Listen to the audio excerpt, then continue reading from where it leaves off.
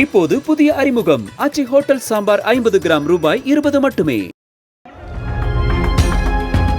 திருவாரூர் மாவட்டத்தில் கனமழையால் பாதிக்கப்பட்ட நெற்பயிர்களுக்கு ஒரு ஏக்கருக்கு 25,000 ரூபாய் நிவாரணம் வழங்க வலியுறுத்தி ஆட்சியர் அலுவலகம் முன்பாக 500க்கும் மேற்பட்ட விவசாயிகள் போராட்டத்தில் ஈடுபட்டனர். மேலும் பருத்தி நெற்பயிர் காப்பீடு செய்த விவசாயிகளுக்கு முழுமையாக இழப்பீடு வழங்க வலியுறுத்தியும் கனமழையால் சேதமடைந்த வீடுகள் மற்றும் உயிரிழந்த கால்நடைகளுக்கும் உரிய நிவாரணம் வழங்க வலியுறுத்தினர்.